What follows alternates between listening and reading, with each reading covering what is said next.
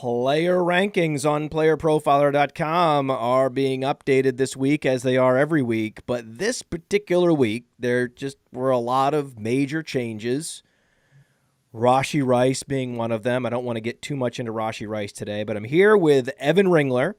He is the new head of analytics here, taking over for Dario. Dario did an incredible job. Evan is one of these young guns in the industry, the young Einstein of our team.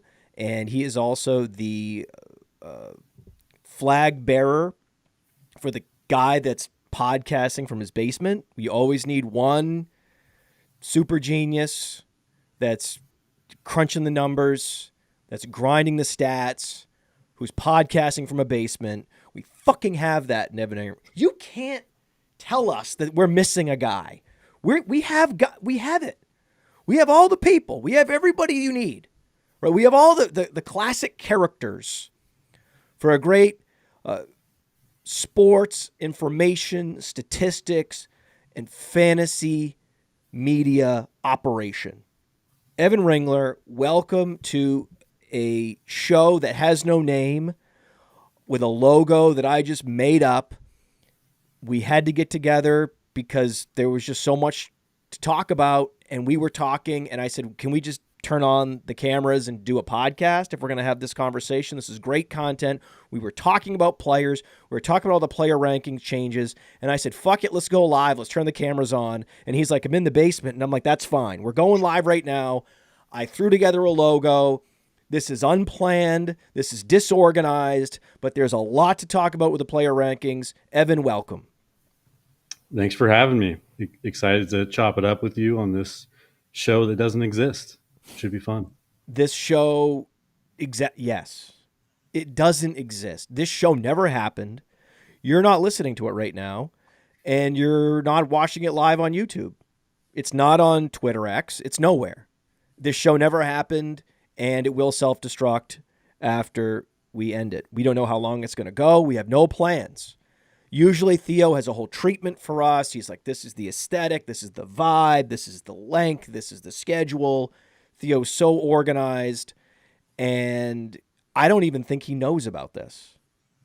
I don't even know how he's going to react to this because he has the schedule for every day laid out.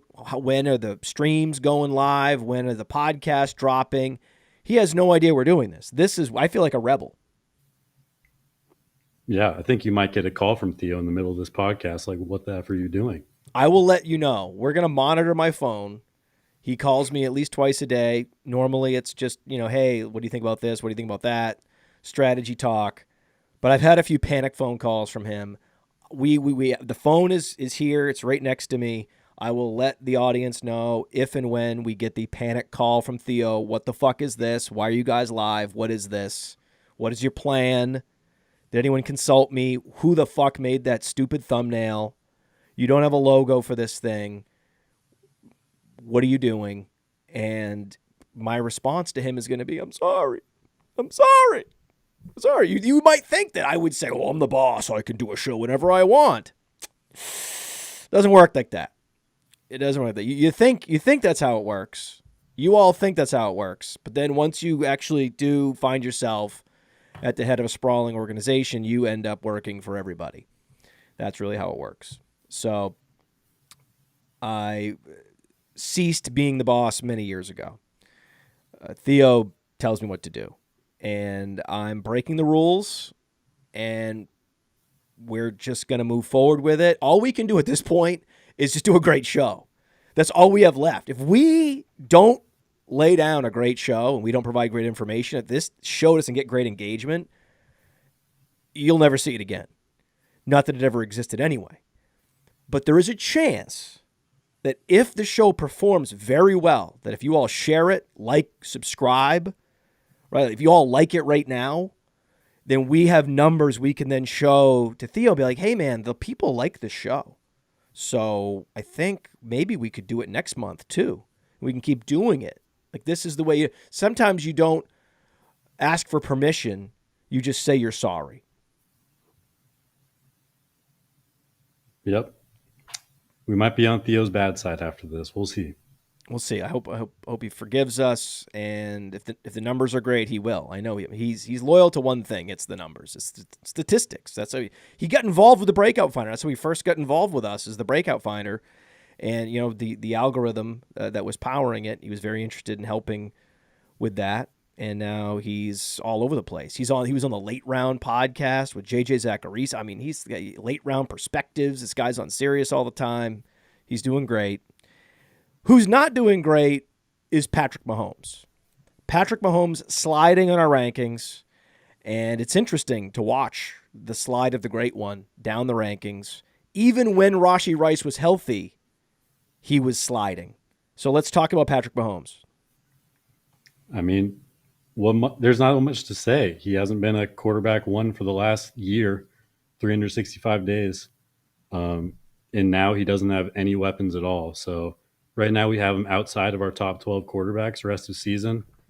Of course, he will maintain most of his dynasty value. But for this year, I don't think he's a quarterback one. Wait. What is this? Why?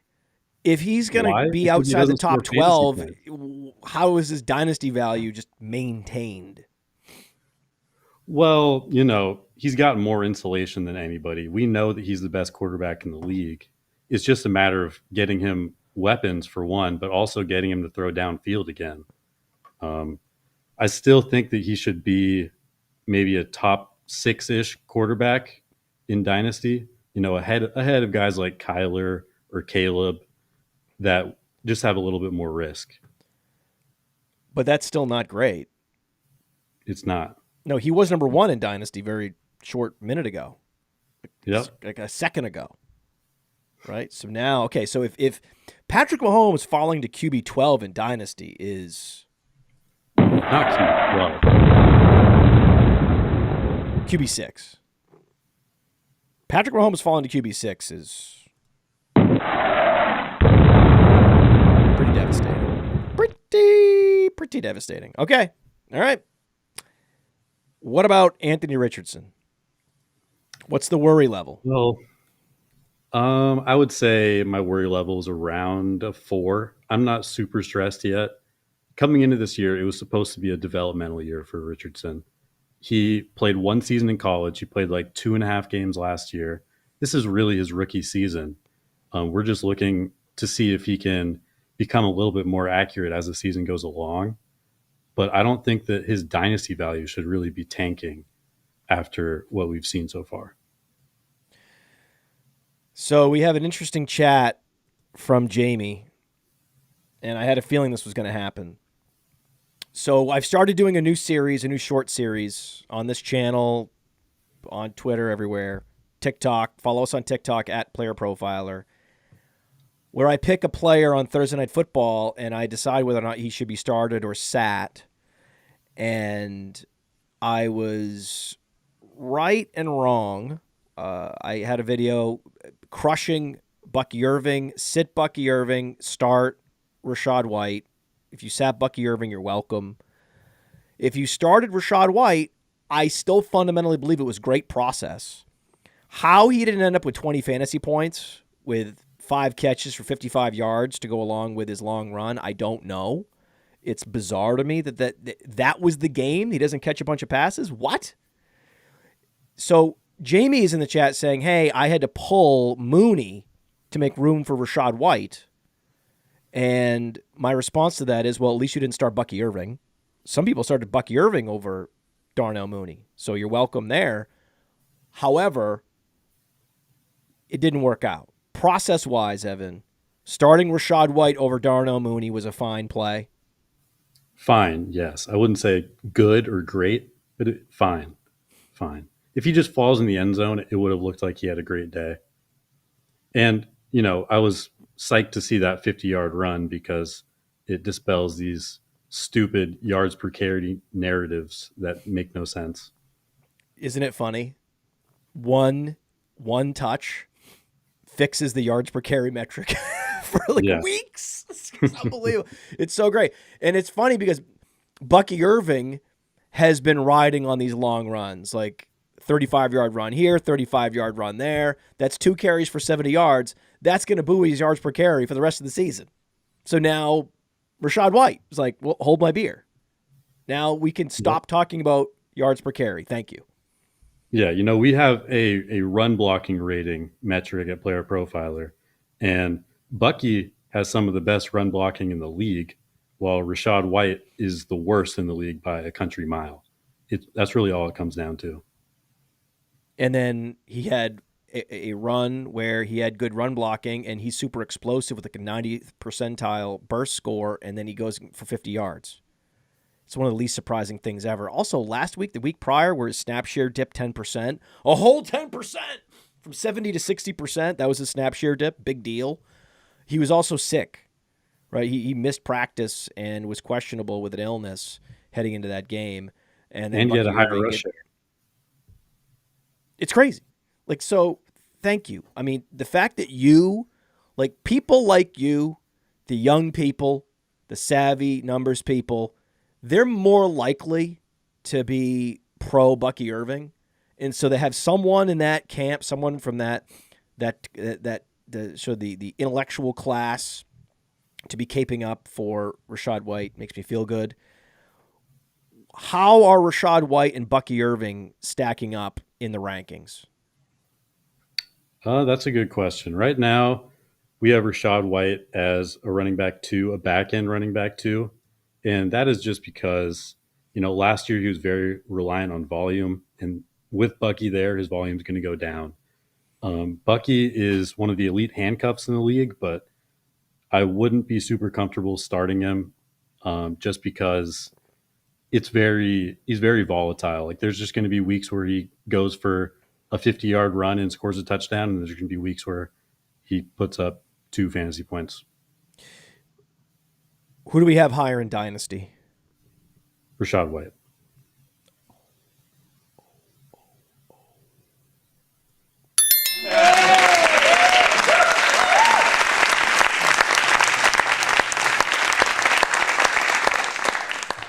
It's a very awkward correct answer sound effect because normally I'm talking to someone from like football guys or fantasy pros and I'm asking, hey, where do you have this guy in the rankings? Then I look at our rankings and I see if we have a similar ranking. And then if they say something similar to what we have, which is what you have, then I give them the correct answer sound effect. But here I was looking at you, giving an answer. So there was no way that you could have given a wrong answer there because I would have just checked the rankings and been like, oh, what he's saying aligns. Wait a second. What are we doing here? This is one of the more meta, faked out questions of all time. Anyway, what about Justin Fields? Justin Fields has really risen in our seasonal rankings a lot this week. We have him as a top 8 quarterback rest of season. And, we came into the year thinking he's only going to start a handful of games. Now he's likely going to start every game this season. He's actually been quite good as a quarterback. Like he might actually have a legitimate career in the NFL, which would have shocked me if you told me that before the season. But he is right now, he's 4th in completion percentage over expected. He has the lowest time to throw in his career, which is great. His completion percentage is 9% higher than his previous career high. I mean, he's just actually good. And if he's a starter in the league, he's going to put up fantasy points, which is why he's going to be rising significantly in the Dynasty rankings too.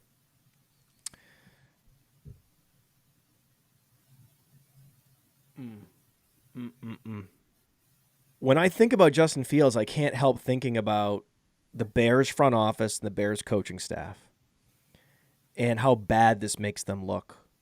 That they punted Justin Fields at his low point, a player with all the tools at his absolute low point, treating him like he's Trey Lance.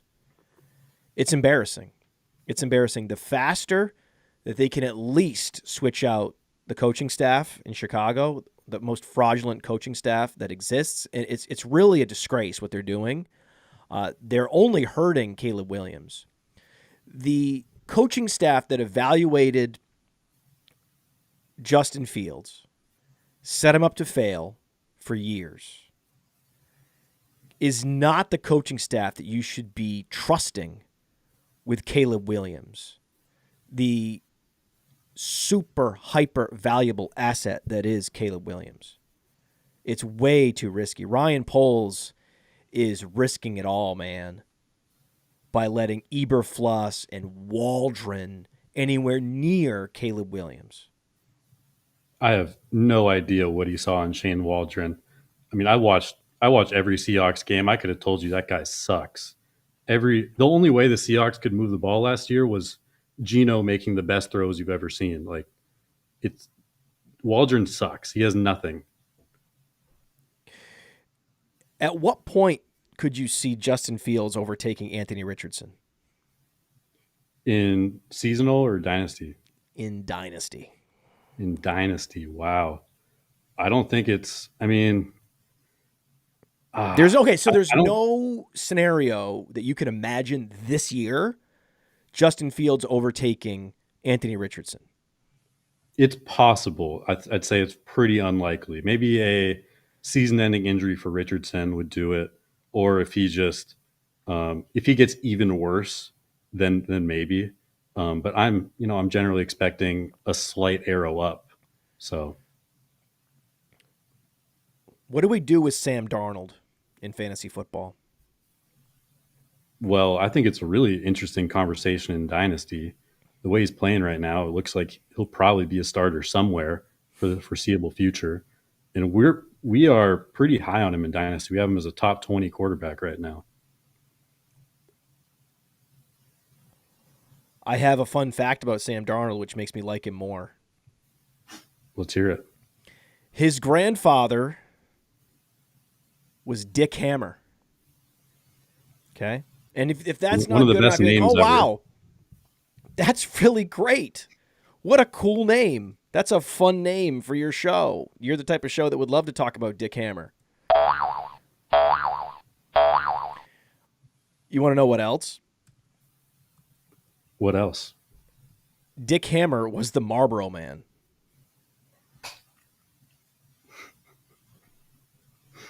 Shocking. I mean, that is incredible.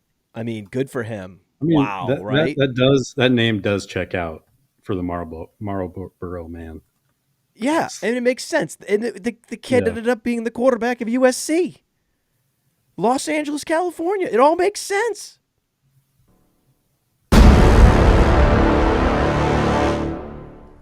Good for it. I'm all in on Sam Darnold now. I'm all in.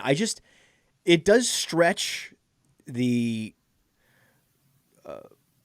range of plausibility, right? That he would be thrown off the side by the Jets, punted by the Panthers, allowed to walk by the 49ers. He's on his fourth team. And this is the one where it actually worked. It actually hit at age 30-ish. I mean, going back to the Chicago quarterbacks, it's all about situation for developing these young quarterbacks or any age quarterback. There is still some risk with Darnold. If he lands in a bad situation next year, he'll probably just turn right back into a pumpkin. That's a good. What do you think? What do you think the Vikings do next year at quarterback if we assume Darnold is about this level for the rest of the season? Well, we got to look at his contract. What does Sam Darnold's contract look like? That's a good question. I assume it's just a 1-year deal. Well, we look at his contract. He signed a 1-year, $10 million prove it contract. He's age 27. He's not even 30. I thought he was that's right, because he came into the league at age 21. He left USC early without even putting up a big prolific season. So he's only 27 years old. This makes him more interesting that he's this young. He came out of college into a terrible situation. The Jets tried everything they could to ruin him. He's going to make $10 million this year. And then the Vikings are going to be in a situation where they're going to have a healthy top 10 pick. They're going to have to ride J.J. McCarthy. They're not going to be able to sign Sam Darnold. Not going to be able to afford him. Yeah, that's what I think. He'll probably get a Baker Mayfield type contract, like 30, 35 million a year. And if you're the Vikings, you probably can't afford to pay that when you got McCarthy ready to play. So you're a big Vikings fan. You're in Minnesota, right? I wouldn't say I'm a Vikings fan, but I really do like them mostly because of their coaching staff. Brian Flores, I mean, I love that man so much. You know I'm wearing a Minnesota hat in honor of you. Hell Right? yeah. I'm very good at pandering to my guests. A lot of fresh water, I heard. A lot of people are talking about the fresh water in Minnesota lately. How much fresh water? The Earth's fresh water. Trivia question. There's no way anyone could know this. This is coming completely out of left field. This has not been talked about by anybody. It's not trending. You just might know it because you're a resident and you live there. The percentage of the Earth's fresh water that resides in Minnesota. I think it's like 20%. Oh my God, that's a huge number. Man, this show is just completely off script. I can't believe this. I can't believe it's 20%. That seems way too high.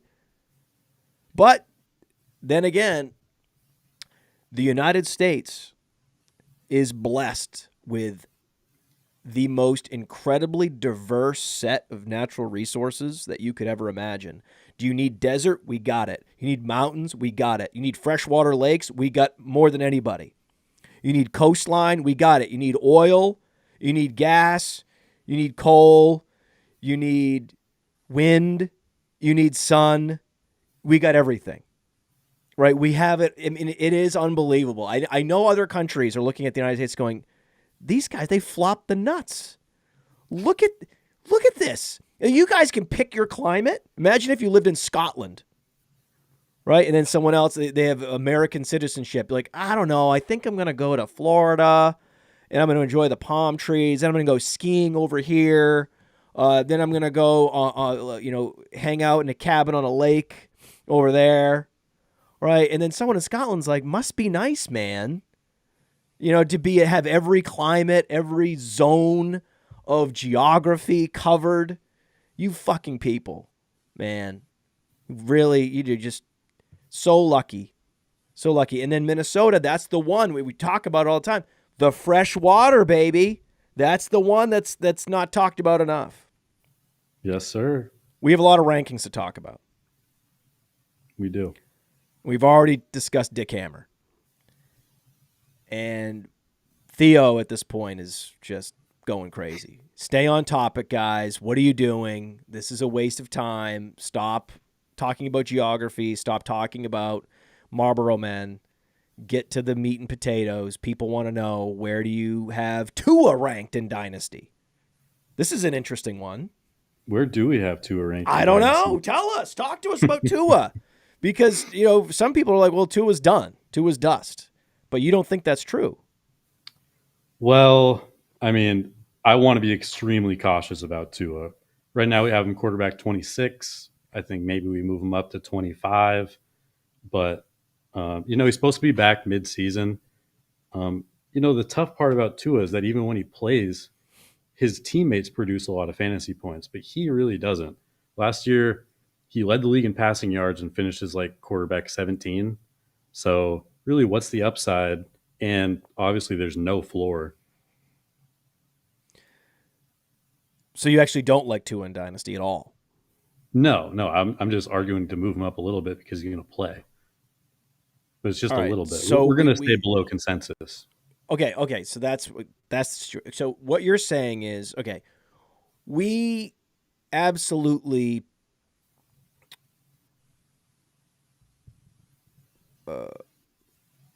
took his Dynasty ranking and put a stick of dynamite underneath it and blew it up. And now that we know he's going to be back in a few weeks and he's going to play, and, we'll begrudgingly put a little bit of the Dynasty ranking back together and give him a Dynasty ranking that's at least not near the bottom, and acknowledge, okay, there is some value there, but he's below consensus, and he has been below consensus on the Player Profiler Dynasty rankings from the beginning. this concussion risk has always been there. It's just, with a couple of years go by and you start to get confirmation bias. Oh, no, this is fine. This is fine. This is fine. No, it's not confirmation bias. What's the bias where the ranking doesn't change, it doesn't change, it doesn't change, but the risk remains the same? Don't ask me, man. There is a bias. Put it in the chat. We'll find out. There's a type of bias that is not confirmation bias, but it's a different kind of bias where over time you forget if you have enough flipping of heads. I guess it's recency bias. I don't think it is. Maybe it's kind of recency bias. I think there's anyway, if you're listening to the show, this is what happens. This is what happens when you don't have a plan. If you're thinking about doing a podcast, this is why I create show sheets. This is it. When I started the stream and I said we're going to do a podcast and it's going to be totally improvised, this was the risk. I knew we would get into a place where I don't even know what the fuck I'm talking about. Yes, there's recency bias. We'll call it recency bias, but I think it's something else. And it probably is recency bias. I'm probably wrong every different way you could be wrong. But that recency bias builds up, and you're like, well, maybe Tua's not as concussion prone as we thought. Look at all this. Look at all these games he's played in a row. He's fine, guys. And then Just takes one play. One play. That one play's always been hanging out there. It's always been hanging out there. And he's never been good. He's been embarrassingly not good given his weapons.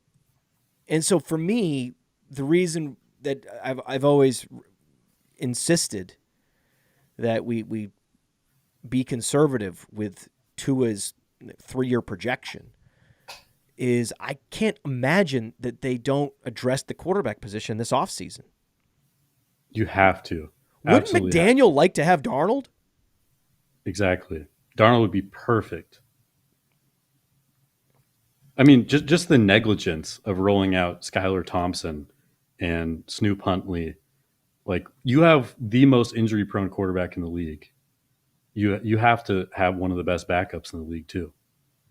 Josh Dodge is saying this is status quo bias. I don't think that's a thing, but I'm going to use it. I think we're going to invent a new bias, status quo bias. I love it. I love it. It's not. I don't think that's a thing, but we're going to make it a thing.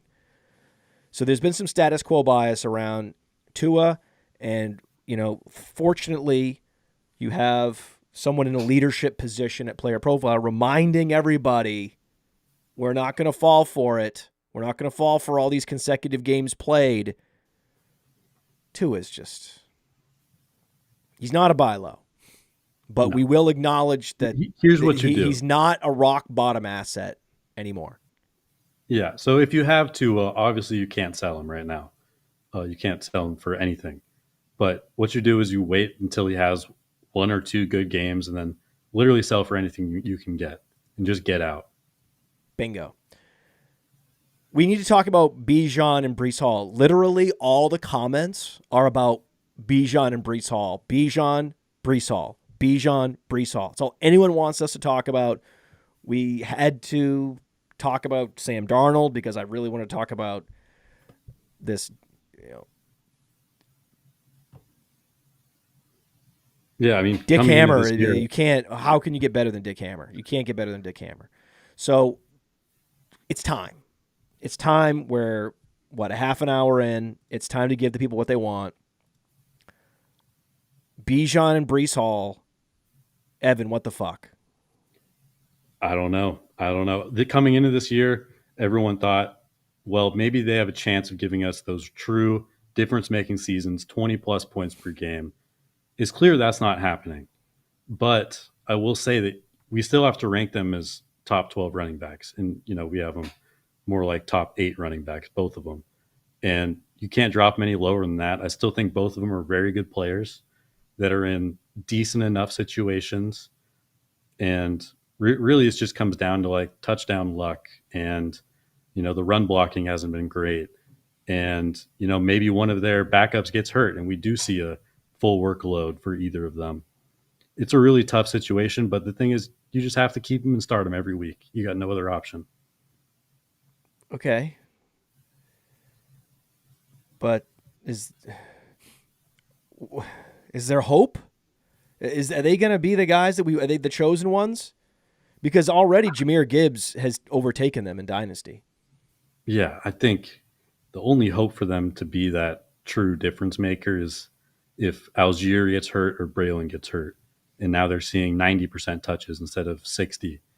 But even then, especially the Jets, I just don't love that situation. I just don't like it that much. Breece has all the receiving work, but it's not great. Who are you more concerned about longer term? Breece. I still believe more in Bijan's talent. And I actually really like the Atlanta offense in general this year It's because rocking now, they man. are the highest paced team in the league. They're going to run more plays than anybody. So I want pieces of that offense. The Jets, I was low on them coming into the year, and they haven't even had injuries, but they've still fallen below expectations. Dylan Gibson is really hitting it on the head here. I Yeah. never thought we'd be talking about contingent upside. What happens if there's an injury to help Breece and Bijan? Yeah. I mean, It's pretty sad. it's crazy. He's right. It's wild. It's a wild, crazy moment that we're in with one of these two guys is going to roar back in the second half. One of them is going to have an incredible second. I know which, it's probably Bijan. So some of you I know built your Hero RB rosters around Bijan. That was pretty bold. You all know I was drafting Amon-Ra St. Brown at the 4 and 5 picks where Bijan was going, so I didn't get a lot of Bijan. But it's not over yet. It's not over. How should Dynasty Leaguers be valuing Braylon Allen and Tyler Algier, though? It's a really tough one. I really love Braylon Allen. We had him as our RB1 in the class before the draft. I don't know if you remember that. I mean, this kid put up insane production at 17 years old at Wisconsin. Yeah, we've always been ahead on Braylon Allen. I've been worried about what he's going to do to Breece Hall from the beginning. Yep. Yeah, you were definitely way ahead of that one. And it's just a really tough spot for Dynasty. Can we stop for a second? Why? Why? Because of Breece Hall. But why wasn't the Braylon Allen draft pick just a bomb going off in Dynasty? You're right. I think part of it was that he slipped to the 4th round, and we really wanted him to go in the 2nd or 3rd to like the Cowboys or someone like that.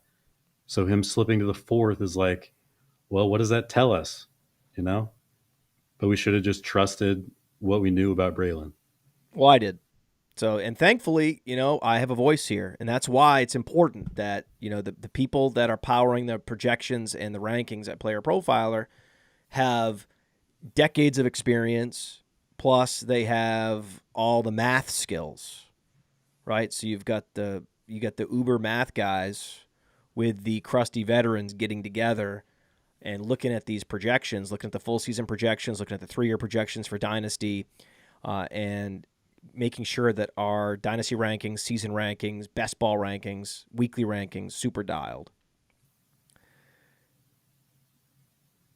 Yeah, Allen and Algier, just remember that they are running backs. And of all of them, What did you just talk about? Who is in the highest, fastest paced offense? Yep, Algier. Who has an all-purpose skill set? Braylon Allen. Right? So who would I rather have? Algier. Because that offense is not going to improve for how many years is it going to be?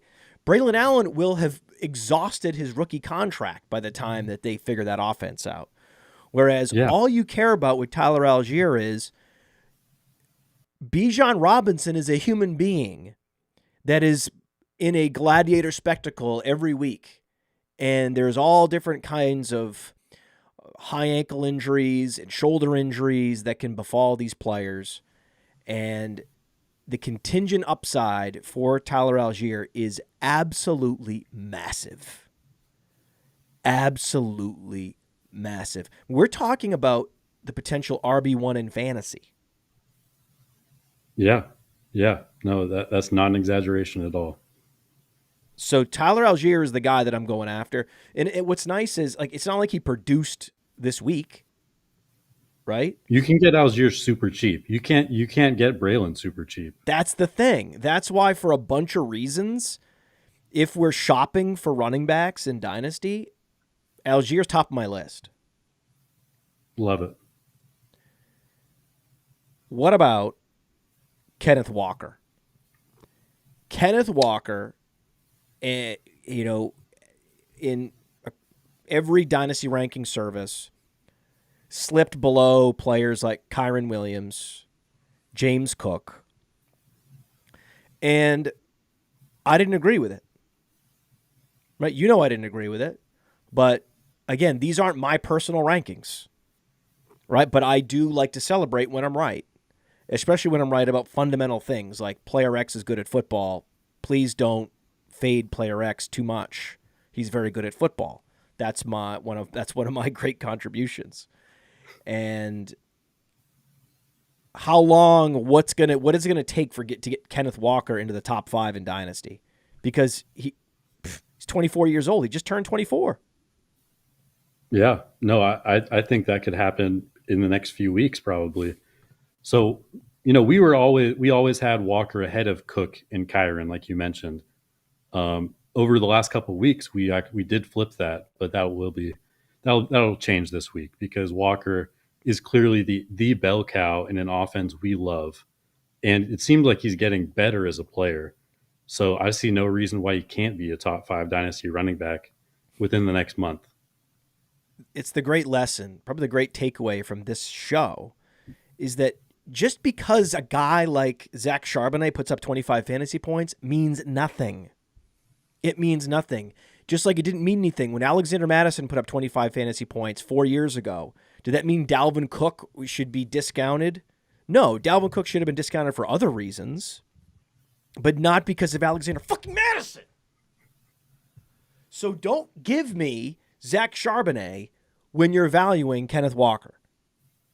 That's my only ask, right? When we're having conversations about the rankings, don't talk to me about Zach Charbonnet in the context of Kenneth Walker.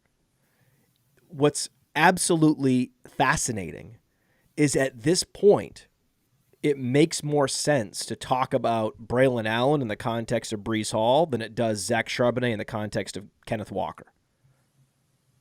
What a world. What a fucking world, man. Yeah, and I think something some people wouldn't realize is that Kenneth Walker actually has the pass catching role too. He's run in the 2 games they've played together. Walker has run significantly more routes and actually has a higher target share too. Who you got, Bucky Irving or Zach Charbonnet in Dynasty? Ooh, that's really close. I'm going to go Bucky. I have my questions on if Zach Charbonnet is actually good. I think he's like a reliable player. Yeah. That'll be around for a while and get his opportunities, but Bucky has the juice. Yeah, there's Zach Charbonnet's got a little Mike Davis in him. Okay. Yeah. A little Mike Davis. Here's a little nugget for you. Zach Charbonnet is first in the league in juke rate, evaded tackles, but he has 0 runs of 15 plus yards, or breakaway runs, as we call them. So he's got the elusiveness. He can make some guys miss, but he just doesn't have that burst. Right. So he can get lateral, but then when he puts his foot in the ground, he's the type of running back. He's the classic type of running back that could not operate at all in a stretch zone running scheme. He would have been absolutely buried in a Kyle Shanahan offense. That would have been a classic one where everyone would have been like, oh my God, this is such a great fit. Oh, Zach Charbonnet, what a great fit for Kyle Shanahan. And I'm sitting there going, no, he's not. What are you talking about? And then sure enough, in one of those offenses, he would have been subverted by some 6th round pick, right, with juice. That's what would have happened every time had Zach Charbonnet ended up on one of those types of offenses. Fortunately, he didn't end up in a stretch zone running scheme. And he's able to operate in one of these gap blocking schemes, and good for him. It's great.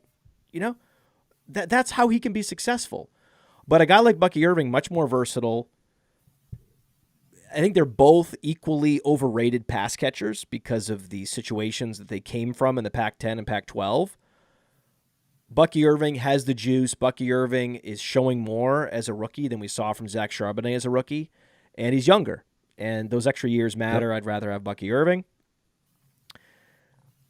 I have been reticent to ever at any point get behind Ramondre Stevenson because he really is not explosive, right? So if we're talking about Zach Charbonnet, imagine Zach Charbonnet but with softer hands, a better receiver, a little more of a straight ahead tackle breaker as opposed to a lateral tackle breaker. That's Ramondre Stevenson. And that guy, as much as he can hit when the situation just lines up perfectly for him, I could never get on board. And in particular, I couldn't get on board because the NFL wasn't on board. The NFL didn't think he was a day 1 or day 2 pick. And then I'm really out on a guy like that. Because to me, he was a slug coming out of college. I didn't understand it. And then I'm out here watching him, command top 5 in the league targets out of the backfield at 235 pounds. And I'm like, well, that's impressive. You could say what you want about this guy. Whenever a big back catches a lot of passes, then I have to take notice. And that basically gets me to even. That gets me to about the market on that guy. So I went from fading him to being at market on Ramondre Stevenson, but I could never be like, I'm going to take him over Aaron Jones. I could never draft him because there's always someone who remembers Ramondre Stevenson from a couple of years ago, and they're always going to get him. There's always someone that loved his tape at Oklahoma and saw something I didn't see, right? I am wired in a way that I much more appreciate a running back like Antonio Gibson. I'm always going to have all the Gibson and very little of the Stevenson. So now what we see is Antonio Gibson starting to chip away. So how are you reading that backfield situation, and where are these two guys headed in the rankings? Well, it's clearly Ramondre down and Gibson up. The thing is, like you mentioned, Ramondre, he's a solid player. He's fine. But when you're that kind of player, you can't be fumbling every game. And he's fumbled once in every game this year. So expect him to lose some work to Gibson, who is, also has a fumbling problem. But at least he has the juice. And you mentioned that Ramondre was top 5 in targets a couple of years ago. I mean, it's truly amazing that he was able to do that in an offense with Juju Smith-Schuster and Tyquan Thornton. I mean, that's just truly an amazing achievement out of him. And even in the last game, week 4, Stevenson out-targeted Gibson. But Gibson had 67 receiving yards. Stevenson only had 19. Yeah, and that just says it all right there. Yep. Yeah, Gibson actually had more fantasy points. It's crazy. But if I'm the Patriots, the reason I go Stevenson is because he's more trustworthy. He has better ball security. If he loses that, then What the hell is the point? I'd rather go with the explosiveness. If all these guys have ball security issues, just go with the explosive guy and be done with it. Otherwise, just give it to Hasty. Oof. No thanks. Right? So all formats, I think especially in seasonal leagues, I think that Antonio Gibson's a buy, especially with the Drake May era on it, almost here. It's coming, yeah. Absolutely. Wait, how long? Great question. I mean, coming into the year, this was one of the weeks where people were like, maybe it's this week, right after the Niners. Easy matchup versus the Dolphins, but it doesn't look like it's going to happen. But I would say, maybe week 8, 9, around then. You got to prepare yourself for the Drake May era. That means deep leagues, finding a way to stash Jalen Polk and acquiring Antonio Gibson. I think Antonio Gibson is going to be a great fit with Drake May, and I just don't see it. I just see the old guard is Brissett, Stevenson. I see them moving out of there in favor of the young guys. Demario Douglas is interesting because Demario Douglas is also very young. He's only in his second year. So I'll be. How do you see that playing out?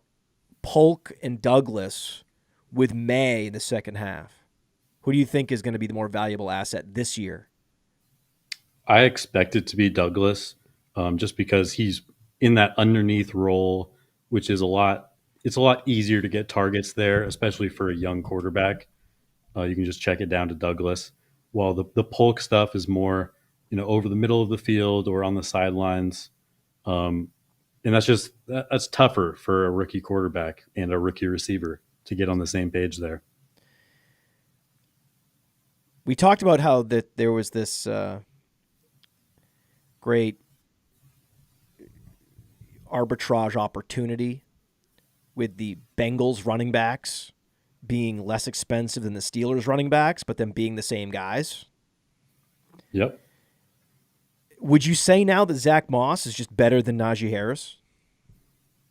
I think so. I mean, Najee looks like one of the worst running backs in the league. Like, we're looking at DeAndre Swift territory. He's that bad. And Zach Moss is he's good enough, kind of like Ramondre, but I think he's a little bit better. And he's just in a really good offense. So you got to have interest. Speaking of DeAndre Swift, just be honest. At any point in the last 6 months, have you found me annoying about Rashad Johnson? No, not at all. Just because from the beginning, I was like, this DeAndre Swift contract reeks of Miles Sanders. Right. Good. Okay, because I was feeling a little bit of it from Theo, like, hey, listen, Matt, you got to knock it off with Rashad Johnson. But that's one of those instances where, if you let the machine set the rankings, if you leave it up to even the advanced metrics, right, it's not going to do justice to the situation, to what we as common sense football fans and football consumers, especially those that have seen this movie before many, many times in the theater with popcorn and Swedish fish, we all know what was going to happen, right? And so the last thing we're going to do is allow Rashad Johnson to slip below consensus. We're always going to be at a good margin ahead of consensus with Rashad Johnson. And, if we're wrong, we're wrong. It'll happen. It can happen. I haven't seen it happen before in situations like this. We've always been right. And this is going to be yet another one of those situations where now we can just start to project him normally given his opportunities that he's getting. When the guy was a game day inactive week 1, it really was an article of faith. But now we're just plugging in the 3-year projections and Roshan's looking pretty good, right? Yeah. Yeah, we've always been a lot higher than consensus on him in Dynasty. And I said I never got annoyed with you, but I was arguing to move him down just because he was a little out of control, but now I think we have him in a good range. You thought his ranking on Player Profiler was overly rosy. For sure. Aggressive. Sure. You were like, I think I'm fine. Really I remember you saying this to me. I'm asking this question because I remember you saying, I'm all about being aggressive on players we know are good, but this is a little far. We're a little far out over our skis on this one. Yeah, and it's mostly because of the situation. I'm not saying, like, I think Roshan's a very good player. It's just the Bears suck. And 5 minutes into free agency, they just had to give DeAndre Swift this 3-year contract. Oh, I mean, it's just such a stupid organization that it's really hard to trust them.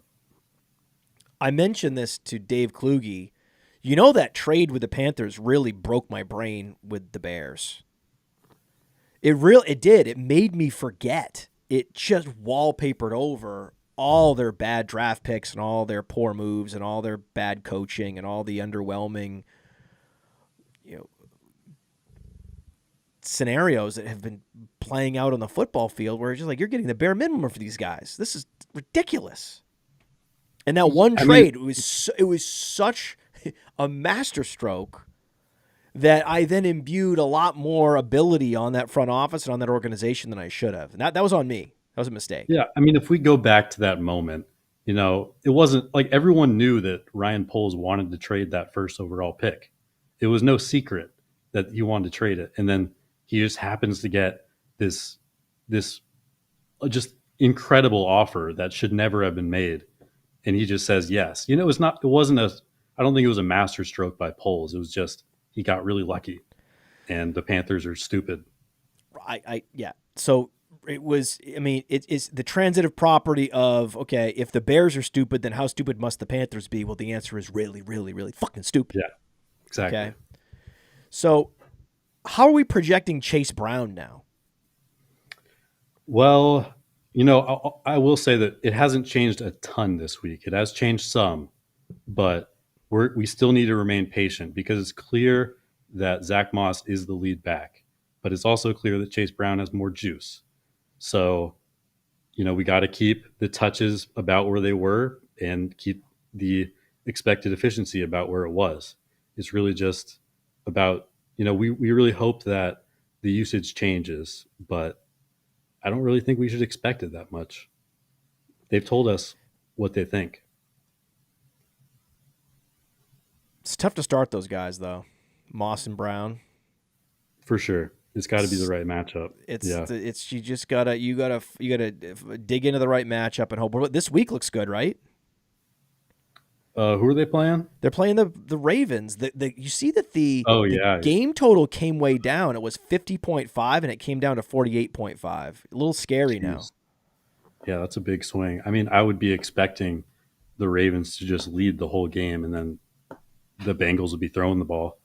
So that's the problem is neither Moss nor Brown are significant target earners. Exactly. It's a split, and it's a really dirty split.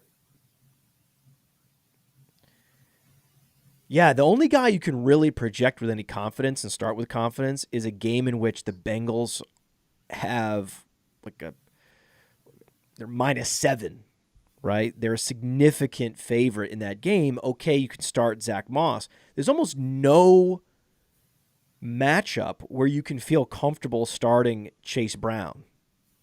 Correct. Not because you're banking on explosive runs, and that's just random.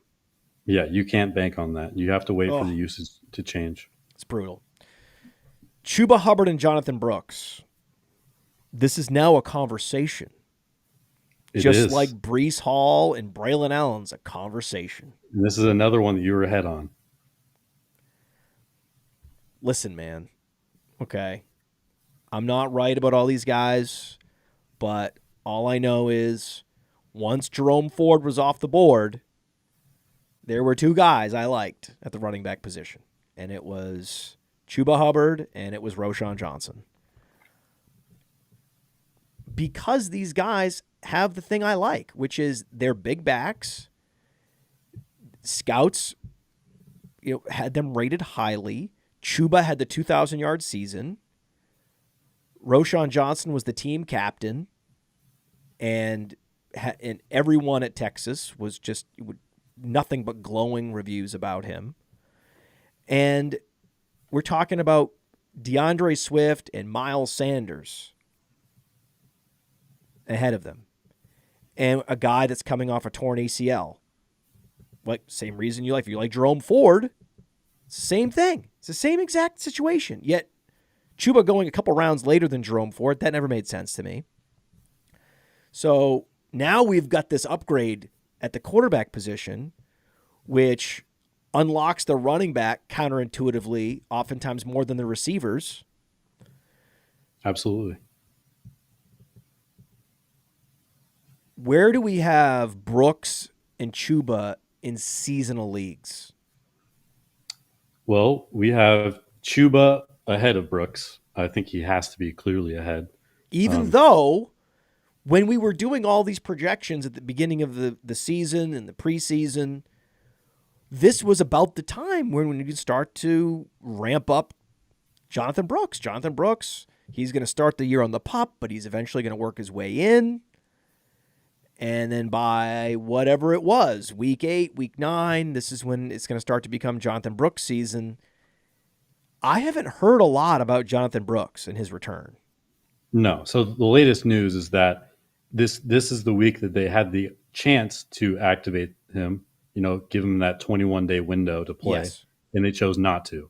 So he's not coming back in the next 3 weeks, probably. Would you, if your team is competing for the 101 next year,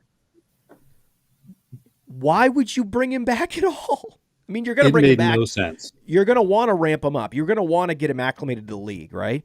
All you're incentivized to do, and as I say this assumes rational coaching, and the Panthers are the worst run organization, so the odds they even do the right thing are like whatever it is, 20%. So, but what they should do is ramp him up to take over the Miles Sanders role and just get acclimated to the league and not really change the usage of Chuba much all year.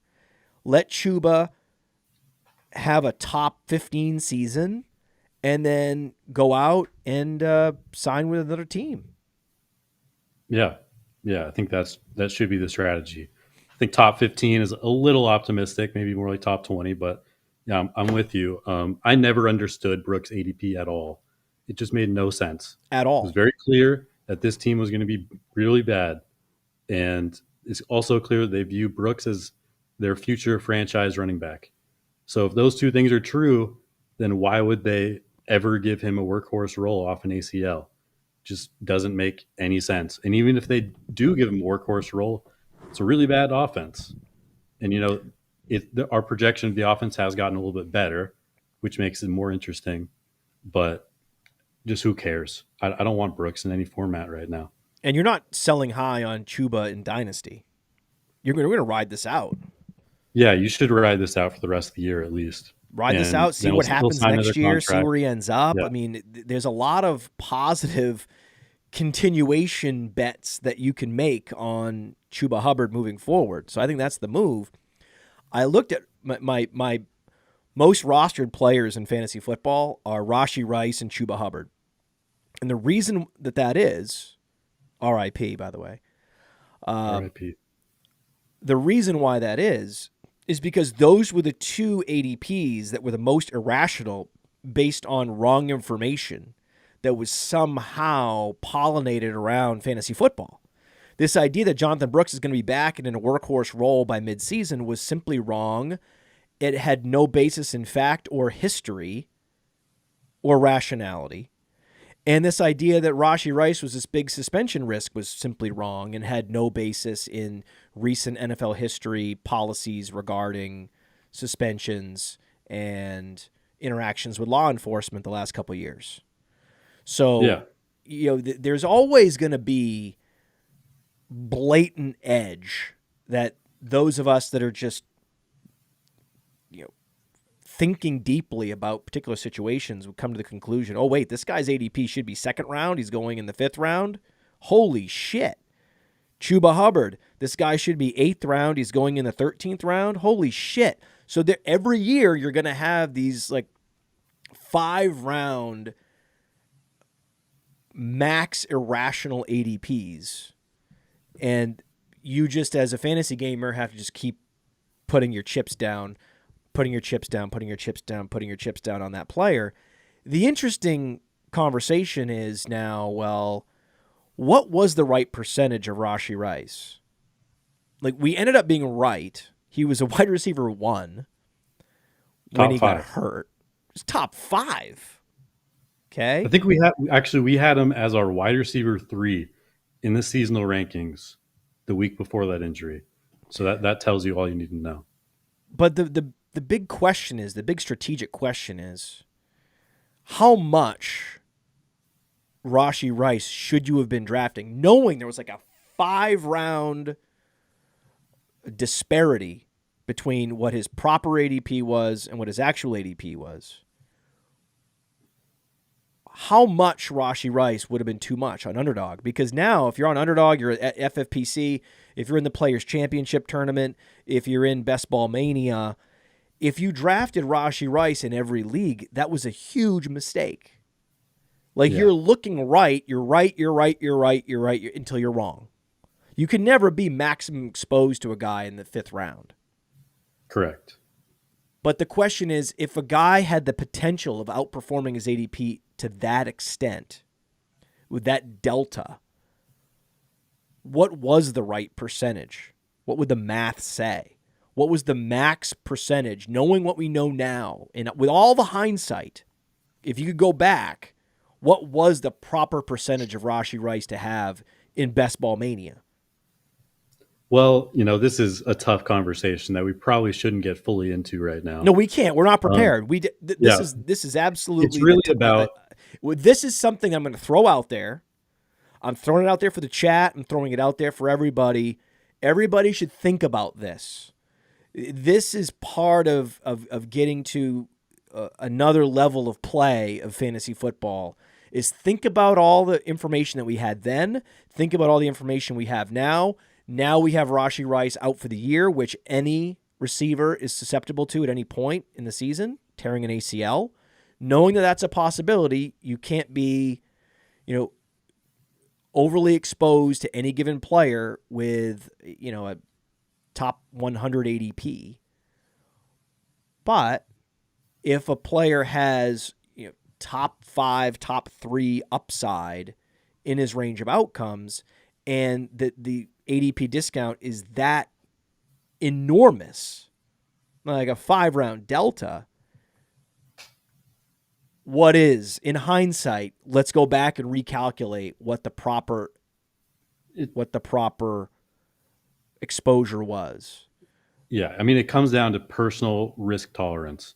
For me, I would be comfortable with like 25 to 30%, which is fairly aggressive. I was going to say 30%. High volume. In my head, I was thinking 30% the whole way. Yeah, that's about what I would say. But there are other people who would go like 60, 70, 80%.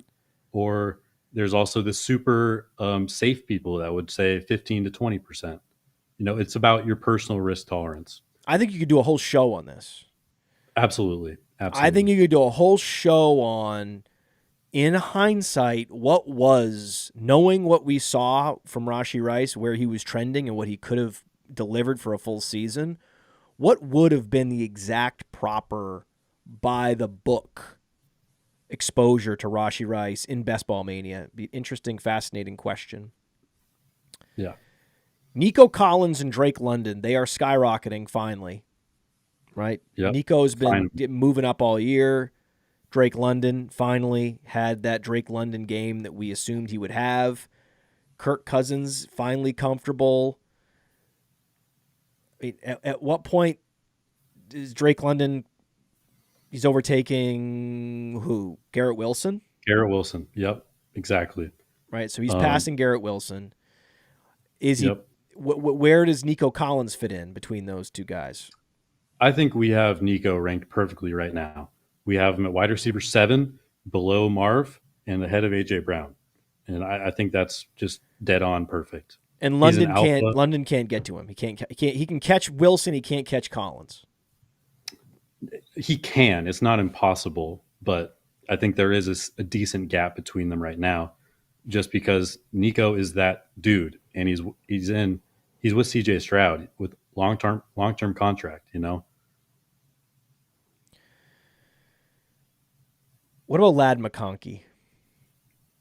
Should we be even more bullish on Ladd McConkey? Because Ladd McConkey is another one of those guys that I have been pretty annoying about.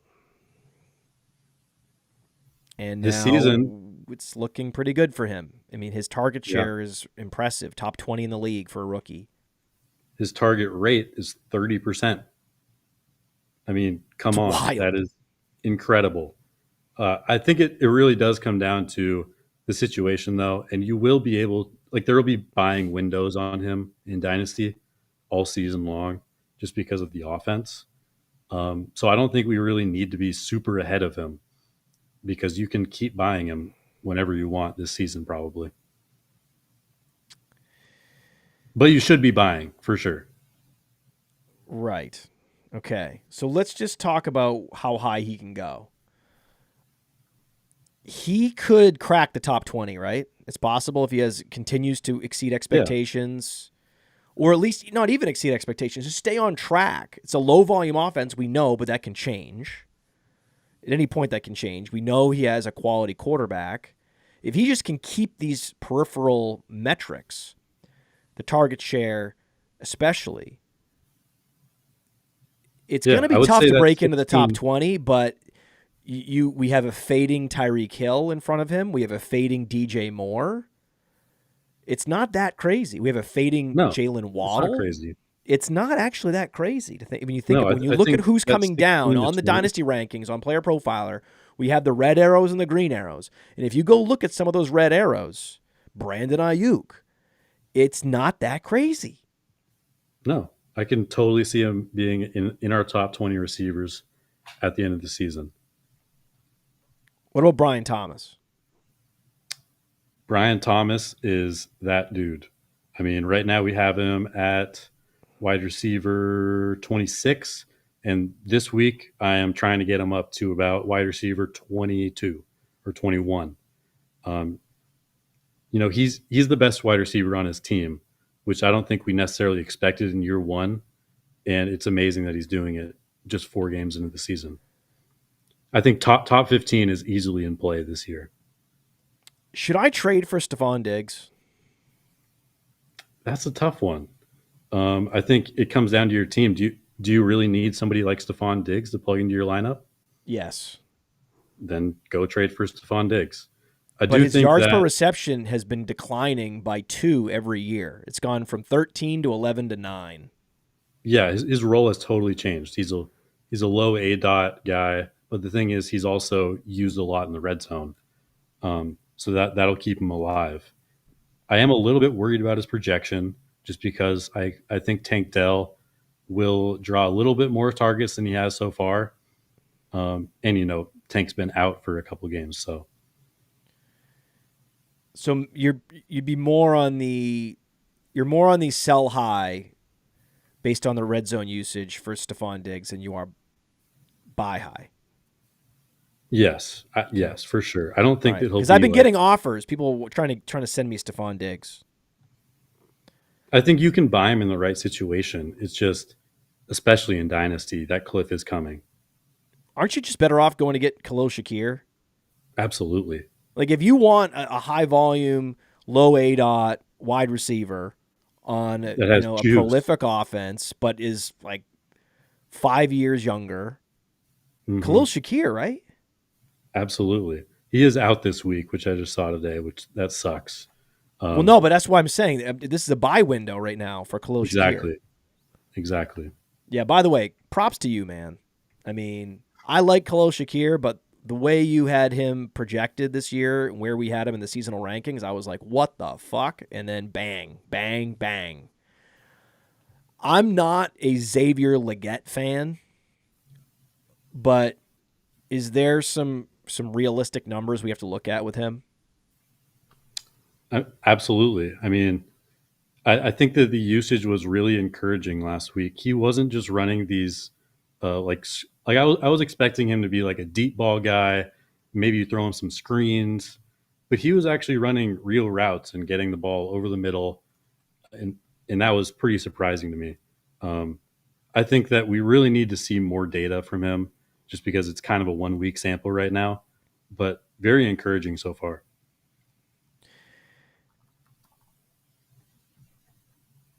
Wow. So there was a trade just went down in our chat. Someone traded Garrett Wilson for a 2025 second rounder.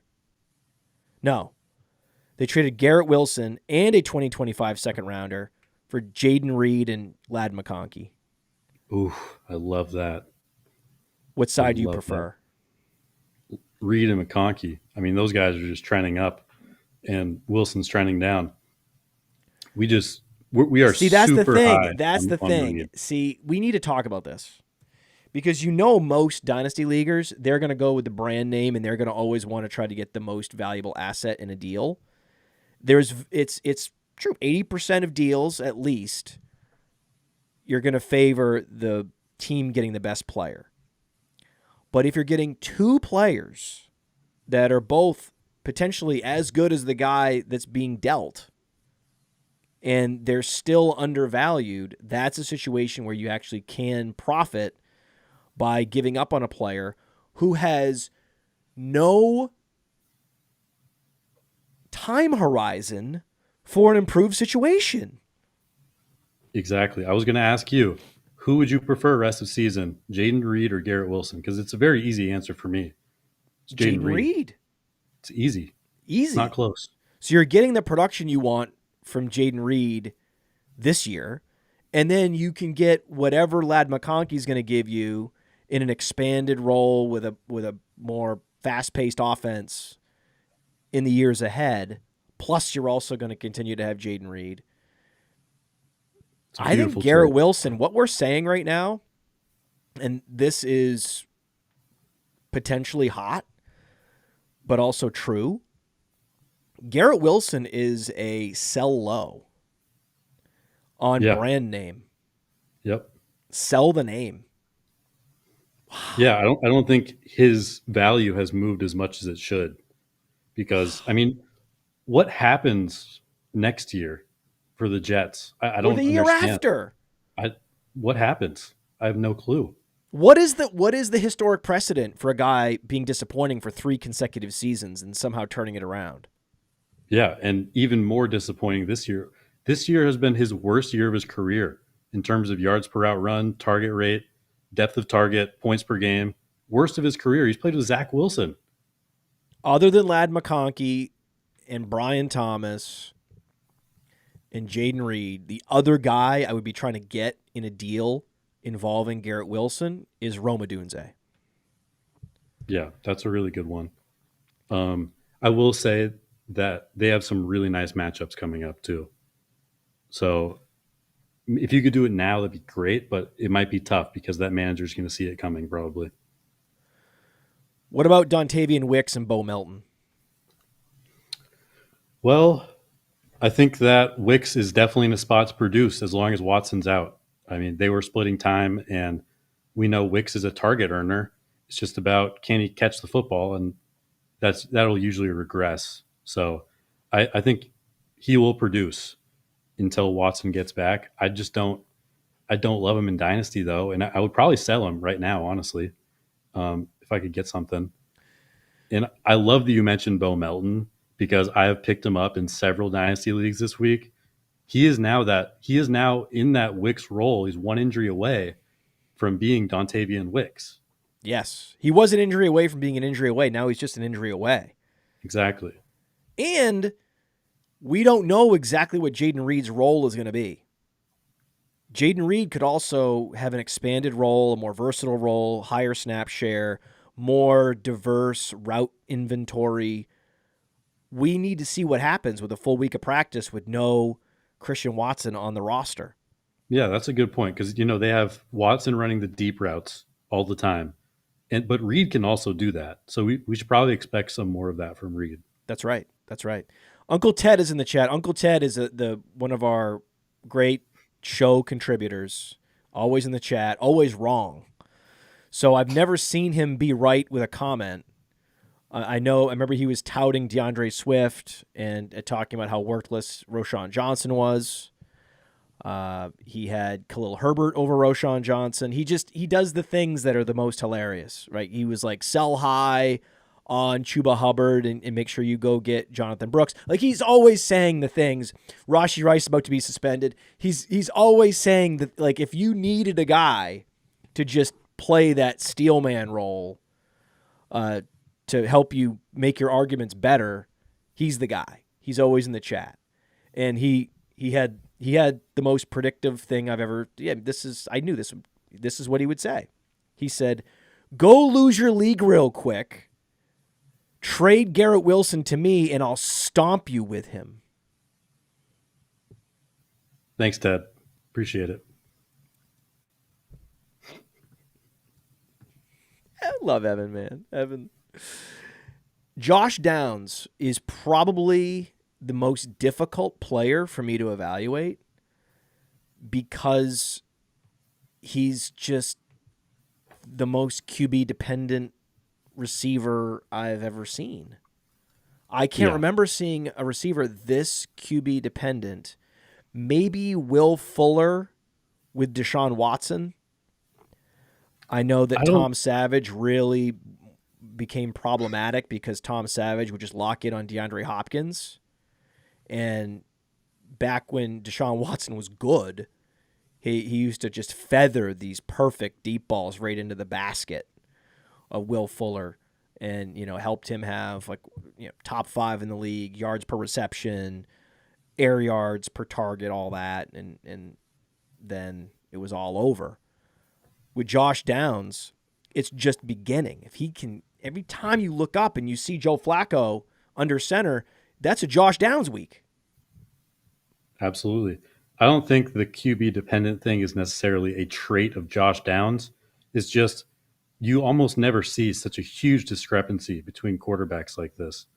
I mean, you have Richardson where the passing volume is going to be low and it's going to be very inaccurate. So it's just a shitty situation. And then you have Flacco who's going to be airing the ball out and being way more accurate. It's just the perfect situation. I think that Josh Downs is really an amazing player. I couldn't be more in on Josh Downs as a player, but you're right. It's very tough to project. Ted is now claiming that he's a Roschon Johnson guy. Now he is. Distinctly remember him chanting DeAndre Swift in the chat. I could be wrong. We'll go back and we'll actually, you know what? We are, Ted. We will go back and look at all the chat transcripts, and we will see if you were a DeAndre Swift fan. He's saying he's more of a Roschon guy. We'll see. I think he might be wanting his cake and eating it too. It's not allowed. It's not allowed here, Ted. But I appreciate you, buddy. I appreciate you sticking with us. And he said literally everything I say is true. So that's also something that's hard for me to. I can't really respond to that. That's hard. I think he's got me. So I think Ted's got me. Oh, no, that's what it is. No, now he's saying ask RotoWire. He said that he was touting Roschon on the RotoWire channel. So that's why I didn't see it. So, okay. Fair enough, Ted. Fair enough. Does Ted like Sam Laporta? Is Ted buying low on Sam Laporta right now? I would say that Ted probably is buying Sam Laporta because we've established that Ted is usually wrong. What about you? I would be selling Sam Laporta. Sam Laporta. Sam Laporta had a cup of coffee at the tight end 1 spot, didn't he? Yeah. It's just, it really depends on. I don't know how his dynasty valuation is looking right now. It's probably a lot different, and depending on the league you're in. No doubt that he's a good player. It's just there's too many. There's JMO breaking out there. There's really just too many other targets. Can you imagine drafting both of those guys, but not Amon-Ra St. Brown? I mean, talk about negative correlation. That would just be so bad. I mean, I can't imagine more negative correlation than that. Okay. I'm not sorry. I mean, if you were paying the iron price for one of these super expensive tight ends this year, I can't help you. Okay, at no point was I saying you got to get Sam Laporta this year. I mean, come on, man. We've talked about this. We had a phone call right before that was week a one. Very fragile tight end 1 spot that Sam Laporta was sitting in. What about this phone call? We had a phone call right before week 1, and I mentioned that I don't think there's any elite tight ends this year. It's a scam. But also, there was never any reason to take the tight end 1 this year. It didn't make any sense when there's like 8 good ones. And, it ended up being that there's only like a couple of good ones. Mark Andrews, not one of those guys. He definitely is not. He's losing people a lot of money. Yep. When will he fall outside the top 12 tight ends? Well, in seasonal, he's far outside the top 12. I'll tell you that. What about in Far Dynasty? outside. In Dynasty, I think he's probably right around 12 now. Um, in Dynasty, it's a little different just See, here's because the thing. Sometimes I think it's I don't look at every ranking or every player as I'm setting up my questions. And then I'm just sometimes like impressed that I can't get you on anything. Right? Because I expect wherever we'd have Mark Andrews in my mind's eye. I'm thinking probably have him at tight end 8 or something. And you're like, no, he's already like almost all he's gone. tight end 20. Like he's out of the tier already. Like get out of here. Yeah. We're not, we're you think we're anchored.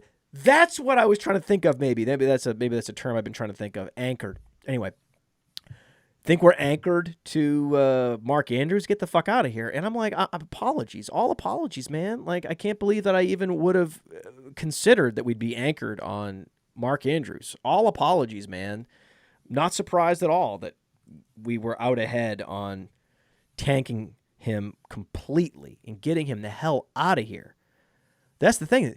There's still people, I'm sure, the last couple of weeks that have been trading for Mark Andrews thinking, well, it's just variance. Wrong. Literally play any other tight end. He's just dust at this point, right? Some guys they turn 29 and it's over. I'll say that I'm not totally giving up in Dynasty because he did have this tightrope surgery. He was in a car accident 2 weeks before the season. I think it might just be these injuries that we didn't really know about or think about before the season. So I'm not totally giving up in Dynasty, but it's getting really close to that point. Okay, so he's done this year. Forget about him this year. But it's not crazy to think that he bounces back next year. The team's not as run heavy. I will say I doubt he ever gets back to the level he was. At this point, we're just hoping he's decent. That would be great, right?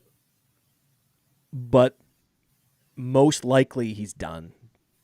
Most likely, yeah. So we're okay. 20% chance he bounces back and is a top 10 tight end next year. Yeah, I'd say that's about fair. 20% chance. 20 to 30, yeah. 60% chance he is just done. Is usable at times, a more valuable asset to his team than he is fantasy football, and continues to have an NFL career for the next 4 or 5 years. Yeah, like a streaming tight end. 60% chance. Zach Ertz level fantasy producer. Like that. That's what we're talking about. And then there's another 20% chance that he's completely done, absolutely dusted, out of the league in a year or two. Yeah. Yeah, I think that's about right. Wow. But it's the tight end position, man. See, that's the thing. Travis Kelce is the exception. Rob Gronkowski is the rule.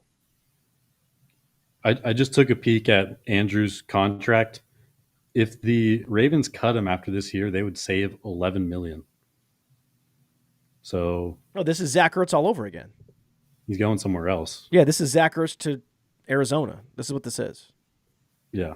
Yeah, that's what it is. Yeah, sure. Yeah. You'd much rather have Tucker Kraft at this point. Yep. Seasonal, dynasty, doesn't matter. Yeah. So what's the ceiling? Okay, so if I asked you what's Laporta's ceiling last year, it would have been tough to say tight end 1, but you could have said it. You could have looked at the landscape and been like, actually, the way this is going, the way they're passing and the volume and the pace of play and his role and, yeah, buckle he up. is pretty similar. He's pretty similar to Laporta last year. Yeah. There's a lot of similarities. I would say that I'm a little more cautious because his ADOT is super low, 2.7 yards. That is horrible. But he has been featured in the red zone a lot, which is what you want to see from your tight end. I think, I would rank maybe 8 tight ends ahead of him for seasonal, but I wouldn't be surprised if he finished as like tight end 3 or 4 at the ceiling.